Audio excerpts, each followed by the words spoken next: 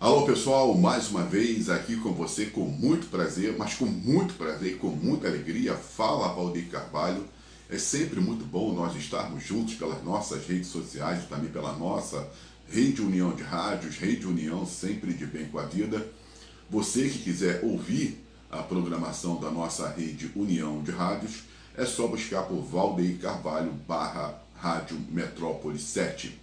Bom, nós vamos falar sobre o futebol, falar sobre o Vasco da Gama e a gente aqui, né, quando começou todo esse processo, essa processão que o Vasco estava atravessando, quando o Vasco perdeu cinco partidas seguidas, ele venceu quatro, né, e perdeu cinco. E nessa nossa busca aí por questões de rebaixamento, preocupação quando o Vasco chegou aos 42 pontos, a gente até ficou um pouco mais tranquilo, né? Opa, 42. E pegando os confrontos que o Vasco iria ter, então a gente não vai ter sofrimento, porque seria São Paulo, Botafogo e o Juventude, porque o Vasco teria a obrigação de vencer o Juventude dentro de São Januário, o São Paulo dentro de São Januário, e eu acho que dava para o Vasco empatar com o Botafogo. 7 pontos nesses 3 jogos que o Vasco fez no Rio de Janeiro. E aí, infelizmente, o Vasco perdeu os 3 jogos. Bom, nós começamos depois a ver os confrontos.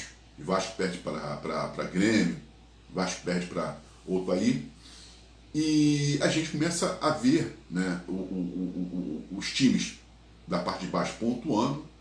Então a gente começou a compreender que o Vasco chegou a 42 pontos, 45 antes estava sendo tido como matematicamente não se haveria risco de rebaixamento, mas fazendo os cálculos então de vitórias, no caso de vitórias, de pontuações, o Vasco precisaria, no mínimo, para poder ficar totalmente tranquilo, 46 pontos. Nós fomos os primeiros a falar sobre isso, 46 pontos.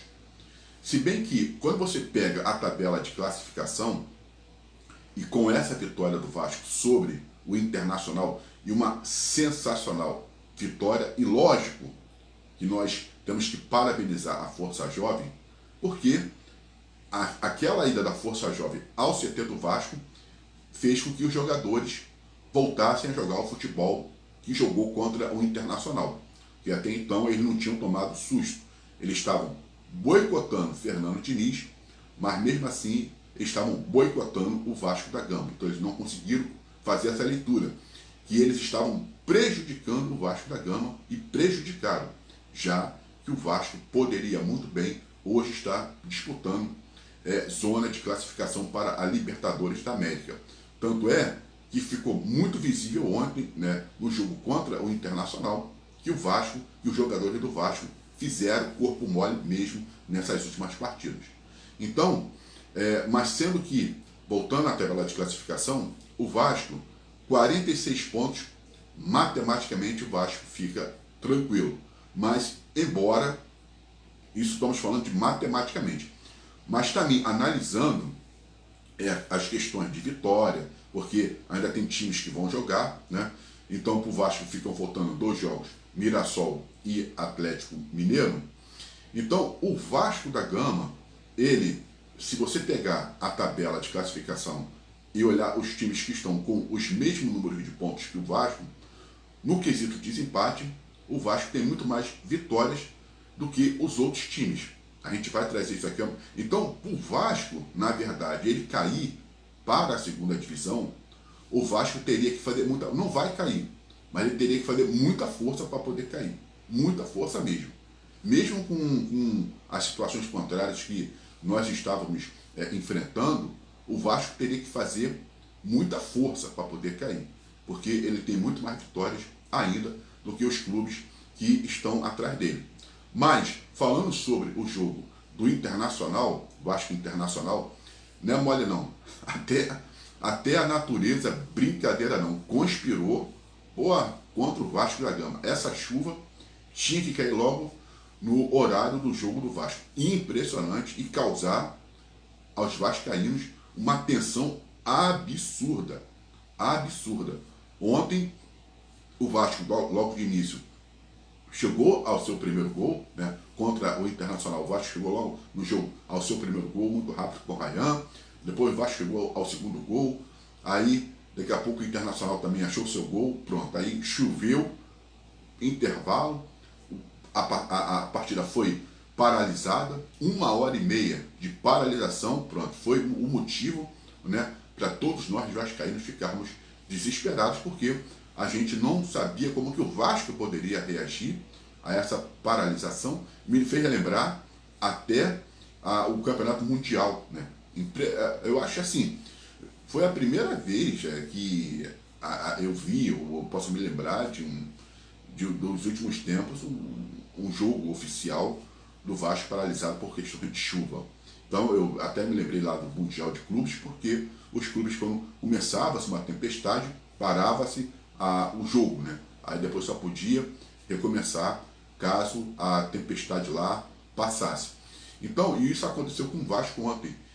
Choveu, o Vasco estava muito bem, jogou muito bem, começou arrasador o primeiro tempo. Já era um Vasco totalmente propondo o jogo, mas rapaz, não tinha nem sombra daquele Vasco que perdeu as 5 partidas seguidas. Fernando Diniz fez uma boa escalação e o Vasco realmente já entrou muito focado, ligado, partindo para dentro do Internacional. 2-0, falei, pronto, acabou, vai ser goleada, né? E como foi. Mas aí quando o Internacional começou essas situações de chuveirinho, começou a complicar, né, um pouco, a tentar ali dar um pouco de sufoco no Vasco. A gente ficou até preocupado, porque mais chuveirinho na área do Vasco. E com a paralisação, como é que o Vasco iria voltar para o segundo tempo, né? 1h30, os jogadores, né, na verdade, perdem o foco, isso é natural, né? Não é todos nós, né, quando estamos em uma atividade que você dá uma parada para depois voltar, é complicado. Então, o que ficou preocupante, como que os jogadores do Vasco, eles iriam voltar para o jogo, para a sequência do jogo. E graças a Deus, os jogadores do Vasco voltaram, mas voltaram focados, voltaram realmente ligadaço, não sentiram, né, a parada que se teve lá. E aí, o que aconteceu? O Vasco chegou a mais 3 gols, né, fez 3 gols, então 5-1 em um jogo onde o Vasco realmente lembrou aquele Vasco da Gama, das 4 partidas que o Vasco venceu, aquele Vasco que encantou. Então, quer dizer, você via os jogadores realmente decididos, com muita vontade. Então, poxa, foi uma coisa assim, gostosa de se ver, porque a gente viu realmente, lógico, para mim que teve a pressão da torcida, não vamos dizer que não, né, porque foi muito importante a ida da Força Jovem até ao CT lá do Vasco da Gama. Então aquela conversa realmente fez os jogadores entenderem algumas coisas, porque eles não poderiam prejudicar o Vasco da Gama por questões lá de discordância da forma de treinamento do Fernando Diniz. Pô, você tem que fazer, no caso, tem as suas divergências, mas vamos respeitar o clube. O clube não pode ser prejudicado por questões lá envolvendo jogadores e comissão técnica, né? Então, isso ficou muito claro e aconteceu. O Vasco conseguiu chegar aos seus 45 pontos. Muita torcida e tem que ficar um pouco mais aliviada, até porque o Vasco vai fazer o jogo com o Mirassol em São Januário e precisa entrar do mesmo jeito. O Vasco tem que manter o mesmo foco. E lá, em Minas Gerais, o Vasco já vai mais tranquilo, né? Até porque ele vai enfrentar o Atlético Mineiro. Então, o jogo contra o Mirassol, o Vasco tem que ir do mesmo jeito. E, se possível, vencer os 2 últimos jogos. Que aí o Vasco também já vai entrar na fase lá de classificação da Sul-Americana e depois pensa na semifinal da Copa do Brasil contra o Fluminense, um Fluminense que hoje também está muito diferente daquele Fluminense que nós enfrentamos no primeiro turno. Então, o Vasco, Fernando Diniz, já tem também, hoje o Fluminense está com um timaço, mas eu acredito que se o Vasco entrar da forma como ele entrou contra o Internacional, focado, dá para o Vasco beliscar a sua passagem e confirmar a sua ida para a final da Copa do Brasil e até ser campeão.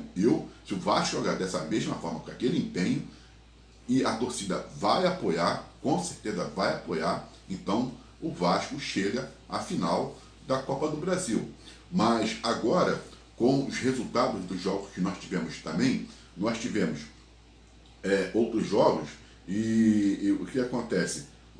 A gente chegou, né, pega aqui como que está a situação no Campeonato Brasileiro, porque o Vasco da Gama, a gente vai mostrar aqui essa situação que envolve todo esse processo que vai se ter da classificação. O Vasco tem que fazer muita força para ele perder, mas vamos lá. O Juventude empatou com o Bahia em 1-1. Juventude rebaixado. A gente sempre falou isso. 3 times já estavam rebaixados. Só tem um faltando para completar esse quarteto. Então, Juventude, Fortaleza e o Sport de Recife foi a pior campanha do Sport de Recife em um Campeonato Brasileiro. Já entrou rebaixado. Começou o Campeonato Brasileiro rebaixado. Já começou perdendo para o Palmeiras, não teve reação, segurou a lanterna do início ao fim. Horrorosa a participação do Sport de Recife na primeira divisão do Campeonato Brasileiro de 2025.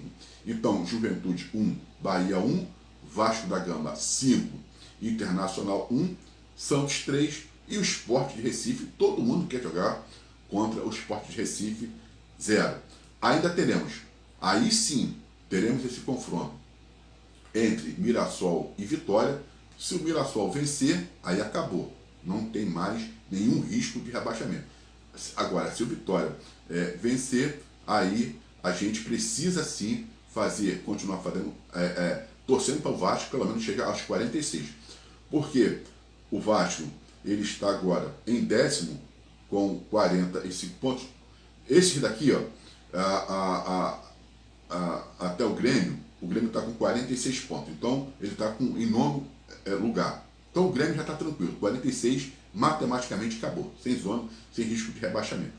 Agora, o Vasco ele está em 10º com 45, 11º Bragantino 45, 12º Corinthians 45, 13º Atlético Mineiro também 45, 14º Ceará 42 e 15º aí o Santos 41 pontos, 16º Internacional 41 pontos e 17º aqui o primeiro da zona do rebaixamento é o Vitória, que está com 39 pontos. Se o Vitória perder, aí beleza, né?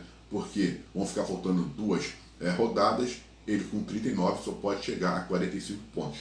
Agora, aí se ele vencer o Mirassol, aí quem entra na zona do rebaixamento é o Internacional com 41 pontos.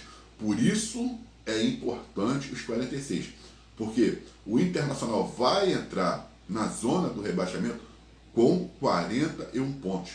Então, quer dizer, e faltando 2 jogos para o Internacional. Então, 2 jogos, digamos, mas é impossível, mas digamos que ele vença 2 jogos, entendeu? Ele vai a 46. Mas o Vasco, então o Vasco precisa pontuar contra o Mirassol. O empate está de bom tamanho. Agora, o empate está de bom tamanho. O Vasco não pode entrar com sapato alto. Precisa, pelo menos, chegar aos 46 pontos.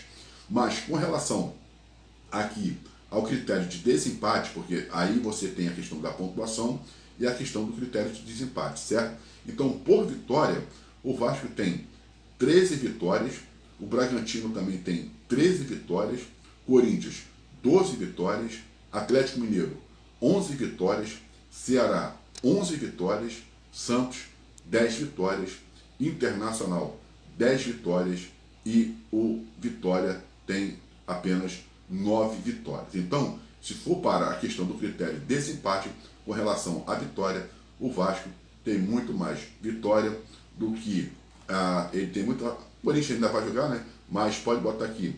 Ele tem muito mais vitória que o Atlético Mineiro, que está com 11.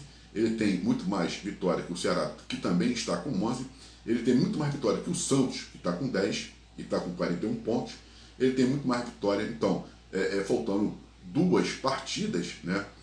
Tanto para o Santos, ele vencendo as 2, do que ele pode chegar, são a 12 vitórias, né? Aí seria a questão de pontuações que ele poderia passar o Vasco, ele está com 41, né?